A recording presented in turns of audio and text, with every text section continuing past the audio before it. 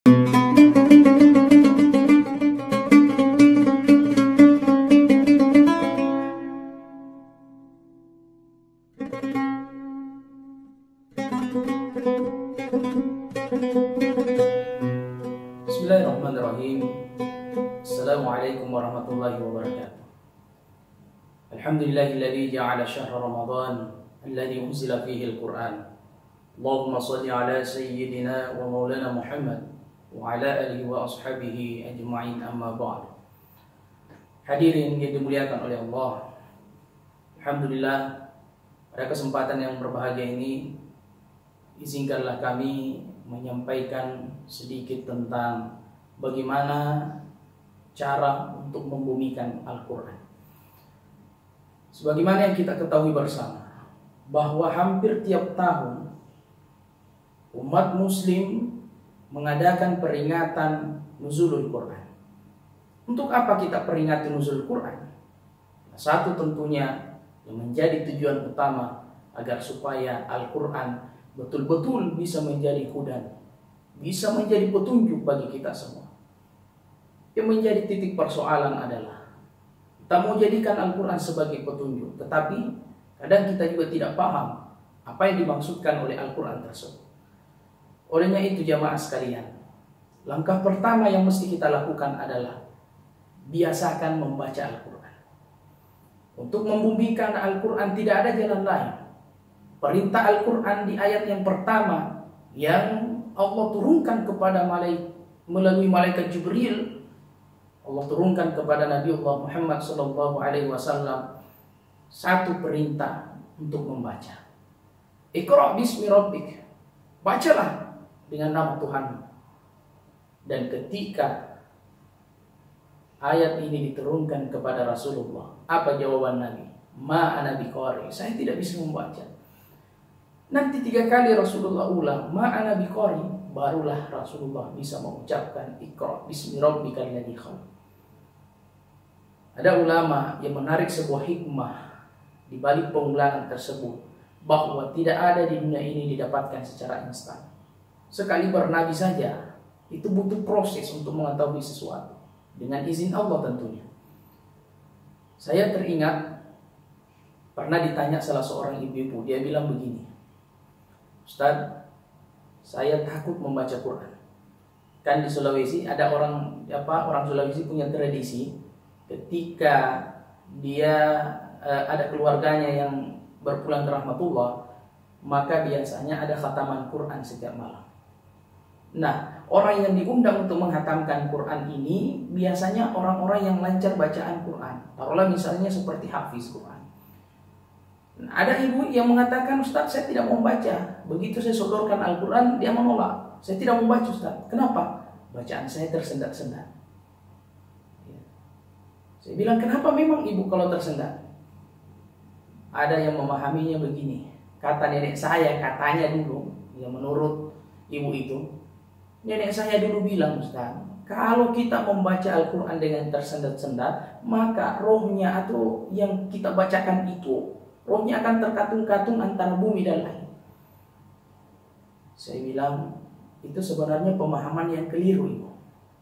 Justru dengan tersendatnya kita punya bacaan, itu memberikan peluang untuk kita lebih banyak pahalanya. Kata ibu itu, kenapa bisa, Ustaz? Saya ambil sebuah riwayat dari Ibnu Mas'ud radhiyallahu anhu. Rasulullah SAW bersabda, "Man qara'a harfan min kitabillah falahu bihi hasanatun." Barang siapa yang membaca satu huruf dari kitab Allah atau Al-Quran, falahu bihi hasanatun, maka baginya diberikan satu kebaikan. Wal hasanatu bi asyari amsalihha, dan satu kebaikan ini Allah kalikan 10 kali lipat. Subhanallah. Ini kalau lancar kita baca. Kata Rasul, la aqulu alif lam mim harfun. Saya tidak mengatakan bahwa alif lam itu huruf, walakin al alif harfun, wal lam harfun, wa mim harfun.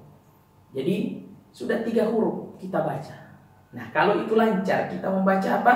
Alif lam mim. Berarti sudah 30 pahala kita dapat. Ada alif, lam, dan mimnya. Gimana dengan orang yang tersendat bacaannya? Pastikan akan membaca berulang-ulang. Alif, alif, alif, lam, lam, lam, lam, mim, mim, alif, lam, mim. Coba. Sudah berapa huruf dia ucapkan? Setengah mati malaikat kalkulator. Artinya apa? Tidak usah dulu pikir. Salah benarnya itu urusan belakangan. Yang penting ada kemauan dulu untuk membaca. Nah, kalau sudah ada kemauan, disitulah ada juga kemauan untuk belajar. Hadirin yang dimuliakan oleh Allah. Yang kedua, untuk membumikan Al-Quran, biasakan baca maknanya, hayati maknanya, baca terjemahannya, baca tafsirnya, agar supaya kita lebih mudah memahami ayat-ayat Al-Quran.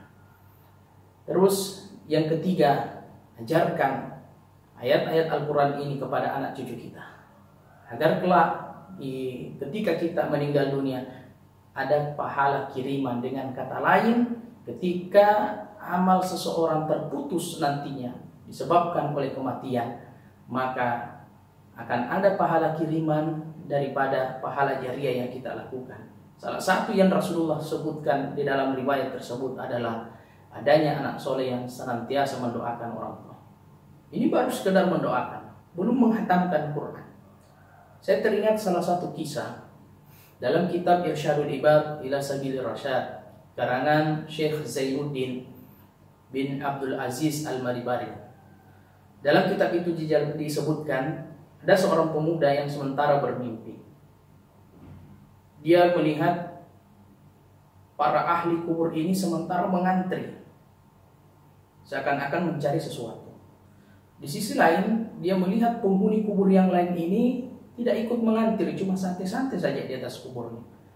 Lalu pemuda ini menghampirinya. Dia bertanya dulu kepada yang ngantri, kalian sementara apa? Tanya, kami sementara mengantri, Pak. Sementara ngantri tunggu pahala kiriman dari dunia. Oh begitu. Saya tanya, kata pemuda ini, saya tanya lagi yang tidak ikut mengantri. Nah, kalau Bapak kenapa tidak ikut mengantri? Katanya, buat apa saya mengantri? Karena pahala daripada bacaan Quran anak saya setiap hari dia bacakan terus, pahalanya terus mengalir. Jadi untuk apa saya untuk pergi mengantri? Nah, terus beberapa tidak berselang setelah itu, pemuda ini merasa penasaran.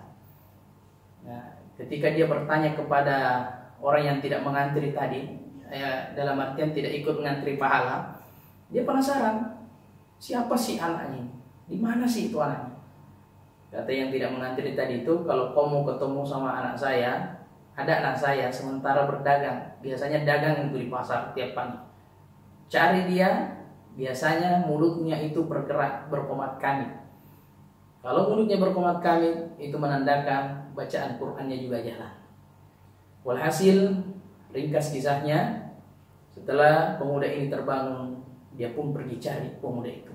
Ternyata dia dapat. Tanyalah pemuda tersebut. Dia mengatakan, apakah ayahmu ini sudah meninggal? Pemuda yang menjual di pasar ini mengatakan, ya betul. Nah, kenapa mulutmu berkomat kamit?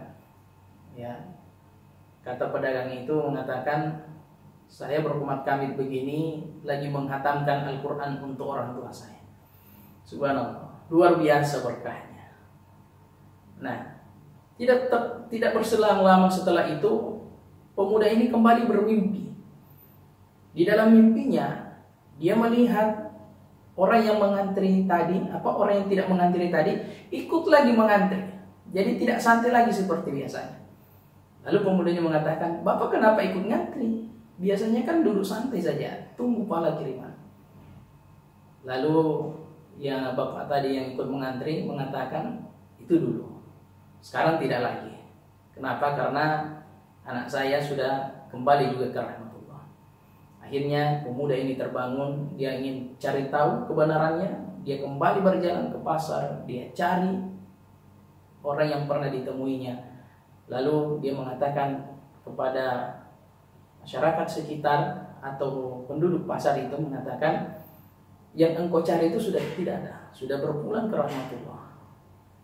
Nah, ini apa hikmah yang bisa kita ambil dari kisah ini? Bahwa membiasakan, mengajarkan Al-Quran kepada anak cucu kita. Insya Allah bisa menjadi amal jariah bagi kita semua.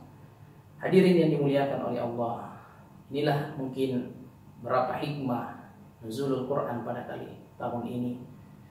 Tahun ini mungkin ibadah kita terbatasi dengan aktivitas di luar sana, tapi saya yakin tidak menyurutkan kita punya niat, tidak menyurutkan kita punya keikhlasan, kita punya semangat beribadah untuk terus menambah amal ibadah kita agar supaya lebih mendekatkan diri kepada Allah Subhanahu wa taala.